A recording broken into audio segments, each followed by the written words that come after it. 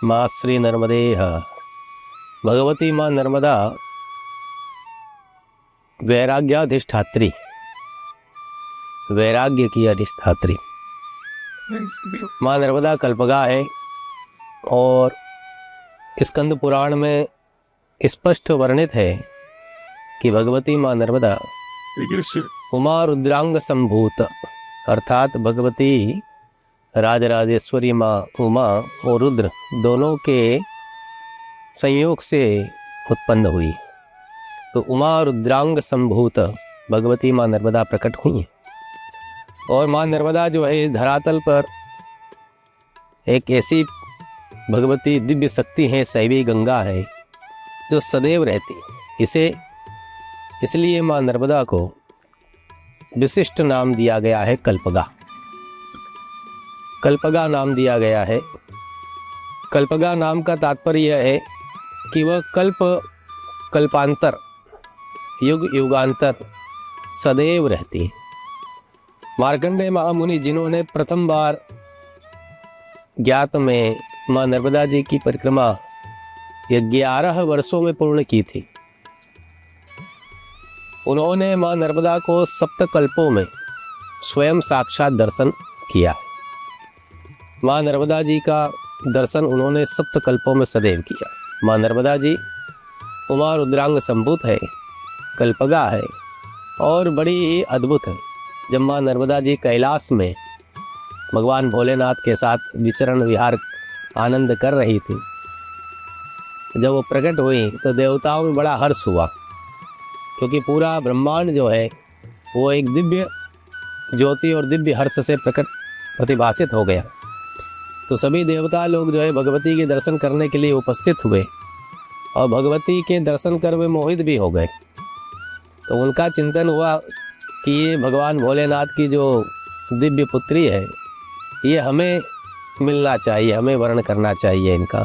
तो सभी ने भगवान भोलेनाथ से निवेदन किया कि हे नाथ, आप ही भगवती का कौन है, क्या है, कैसे हैं और किस प्रकार से इन्हें प्राप्त किया जा सकता है। तो भगवान भोलेनाथ जो है मुस्कुरा दिए और उन्होंने कहा कहाँ है। तो देवताओं ने कहा यहाँ है।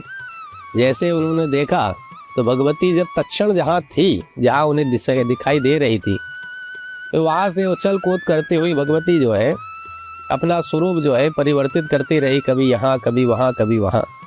और देवता लोग भी उनके पीछे पीछे जो है मत्त से मद होकर वो घूमने लगे, बिहरने लगे।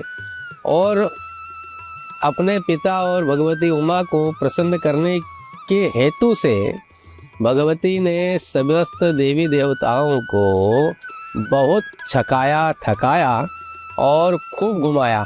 और भगवान इस पूरी लीला को देखकर बहुत प्रसन्नचित्त हुए, बहुत ही प्रमुदित हुए। और तब उन्होंने माँ नर्मदा का नाम दिया रेवा। ये माँ नर्मदा का जो नाम है माँ रेवा, ये भगवान भोलेनाथ ने पहली बार कहा। दूसरी बार उन्होंने जो नाम दिया है वह है माँ कल्याणी जी।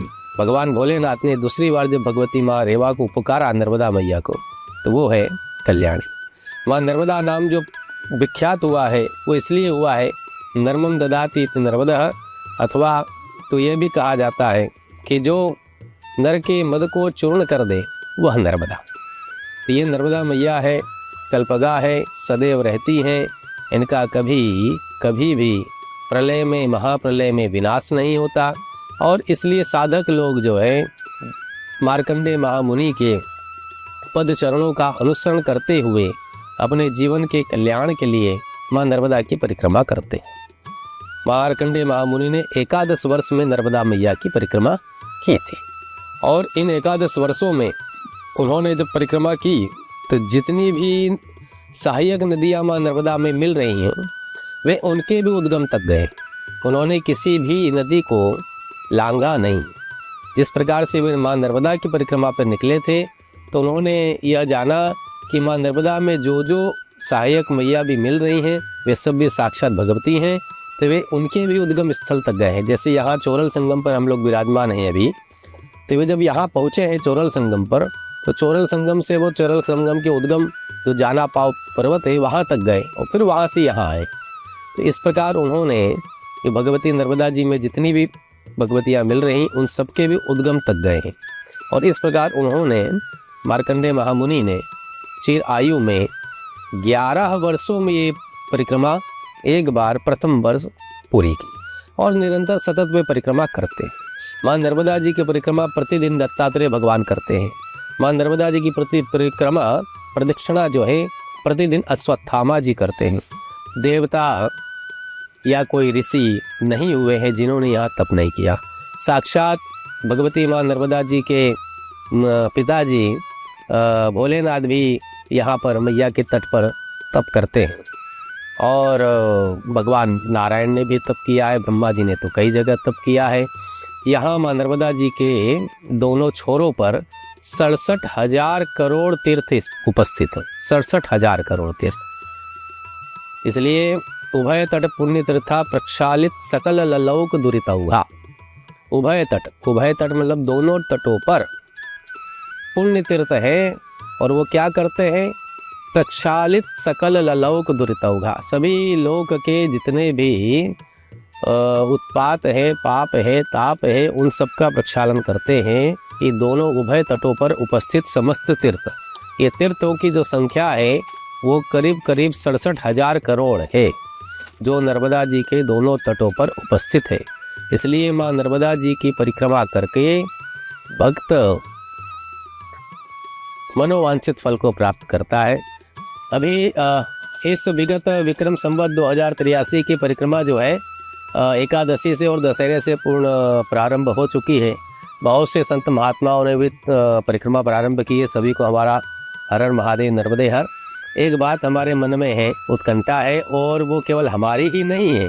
इस माँ नर्मदा जी के रेवा खंड पर जितने भी आश्रम साधु संत महात्मा सन्यासी तपस्वी सिद्ध मुनिजन रहते हैं, वो कुटी में रहते हैं या आश्रम बनाकर रहते हैं, उन सभी की है कि माँ नर्मदा जी की जो परिक्रमा कर रहे सज्जन महानुभाव हैं, धर्मनिष्ठ हैं, वे विशिष्ट वैराग्यानुभूति होने पर परिक्रमा तो प्रारंभ कर देते हैं और उसके उपरांत जो है वे प्रारंभ में तो माँ नर्मदा जी के तट पर चलने का संकल्प मन में रखते हैं, किंतु वे जैसे ही उन्हें कोई सहारा मौका प्राप्त होता है वे तट को छोड़कर तट से काफ़ी दूर विचरण करते हैं। कई बार हमने ये देखा कि कई बार वो 60-60, 70-70 किलोमीटर दूर तक विचरण करते पाए गए। इसलिए हमारा परिक्रमा वासियों से विशेष आग्रह है कि आप परिक्रमावासी न होकर परिक्रमाकारी बन जाइए। परिक्रमाकारी अर्थात आप परिक्रमा करने के लिए, मैया की प्रदक्षिणा करने के लिए घर से निकले हैं या अपने स्थान से निकले हैं या अपनी गुरु की आज्ञा को प्राप्त करके निकले हैं, अथवा तो माँ ने आपको बुलाया है, उत्कंठा जागृत की है, आपके चित्त में कई वर्षों से ये संकल्प जग रहा था जो माँ के विशेष अनुग्रह से आपको प्राप्त हुआ है। और हम जानते हैं कि ये जो आपको संकल्प, जो आपको मौका मिला है, ये आप मान लीजिए कि आखिरी बार है। इसको आप अपने जीवन की पूर्ण निष्ठा के साथ मैया के तट पर मैया के साथ साथ लेके चलिए। आप मैया को केंद्र में रखिए। आप जमाने को, संसार की बातों को, इन सबको दूर रखिए और केवल मैया के तट पर, अधिक से अधिक मैया के तट पर चलिए। और जो मैया के तट पर स्थान है, आश्रम है, कुटिया है, अथवा तो सदगृहस्थों के निवास स्थल है, आदिवासियों के निवास स्थल झोपड़ियाँ हैं, वे आपको जो जैसी जितनी उनकी क्षमता है जो सेवा प्रदान करते हैं उसे बड़े ही कृतज्ञता के भाव से प्राप्त करना चाहिए। बहुत कि ये जो प्राप्त हुआ है अद्भुत है। और पैसा कौड़ी लेकर चलना और बाजार में से खरीद कर खाना, ये परिक्रमाकारियों के लक्षण नहीं है। आपका कार्य होना चाहिए कि भिक्षा लेकर आप अन्न प्रसाद पाइए और पूरी परिक्रमा में भिक्षा लेकर अन्न प्रसाद पाइए। और परिक्रमा पूर्ण होने के बाद यह संकल्प जरूर कर सकते हैं कि माँ तूने हमें बहुत बहुत बहुत ही आनंद से, बहुत ही गोद में रखा है, जैसे आपने हमको पवाया है। अब हम परिक्रमा पूर्ण करने के बाद आपके तट पर कहीं न कहीं जो सेवा चल रही है उसमें किसी प्रकार से सहयोग कर तन से, मन से, धन से सहयोग कर कर परिक्रमा वासियों की सेवा करेंगे। ये आप संकल्प करिए।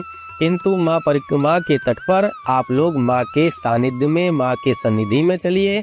और आप ये जान लीजिए कि जब आप परिक्रमा करते हैं तो आप किसी भी अवस्था में हो, अर्थात आप गृहस्थ हो, वानप्रस्थ हो, ब्रह्मचारी हो या सन्यासी हो या सिद्ध मुनिजन हो, आप जब भी परिक्रमा करते हैं, जो भी जिस अवस्था में परिक्रमा कर रहे हैं, ये हमारा निजी अनुभव है।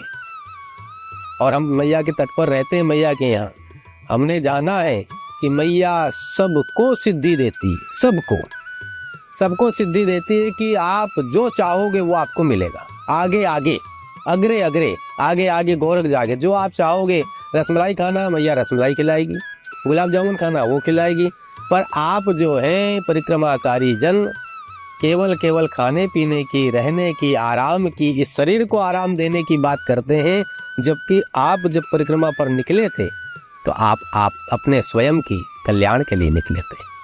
तो आप अपने कल्याण के लिए माँ से प्रार्थना करें, अपने कल्याण के लिए माँ के तट पर चलें, तो आपका कल्याण होगा। और आप जब परिक्रमा कर रहे हैं तो आप माँ के बच्चे कहलाते हैं। आप फिर परिक्रमा पूर्ण करने के बाद माँ नर्मदा जी के पुत्र हो जाते हैं। और आप इस विश्व में किसी कोने पर भी रहें, आप परिक्रमाकारी कहलाते हैं। इसलिए माँ नर्मदा जी के पुत्र कहलाते हैं। इसलिए आपका विशेष दायित्व, विशेष कर्तव्य बनता है कि अपने निजी जीवन के कर्तव्यों को, अपने निजी जीवन के जितने भी कर्म हैं उनको इस प्रकार से रखें कि सामने वाले अन्य लोग जो हैं वो आपको देखकर कुछ सीखें। ये आपके लिए बहुत विशेष है, क्योंकि आप नर्मदा पुत्र हो गए हैं। तो आप अपने जीवन को खूब आनंदमय माँ नर्मदा की परिक्रमा कीजिए। सभी साधु संत महात्मा तपस्वी मुनिजनों को यदि हमारी वाणी से कोई कष्ट पहुंचा हो तो उसे मैं क्षमा कीजिएगा। और वाणी अच्छी लगी हो तो हमारे पूज्य गुरुदेव लक्ष्मण चंद्र ब्रह्मचारी जी महाराज और परम गुरु माँ कल्याणी अम्मा जी की वाणी समझकर स्वीकार कीजिएगा। माँ श्री नर्मदे हार, नर्मदे माँ नर्मदा निरंजनी सर्व दुख भंजनी, नर्मदे हार। सदगृहस्थों के जीवन में कोई भी समस्या हो, सदगृहस्थों के जीवन में कोई भी समस्या हो, माँ नर्मदा जी का एक दीपक अपने घर में नर्मदा मैया का, रेवा मैया का नाम लेकर लगाइए और केवल 11 बार कहिए प्रेम से, हृदय से माँ का दर्शन करते हुए, माँ नर्मदा निरंजनी सर्व दुख भंजनी, माँ नर्मदा निरंजनी सर्व दुख भंजनी, माँ नर्मदा निरंजनी सर्व दुख भंजनी। माँ श्री नर्मदे। हाँ, माँ सबका कल्याण करे।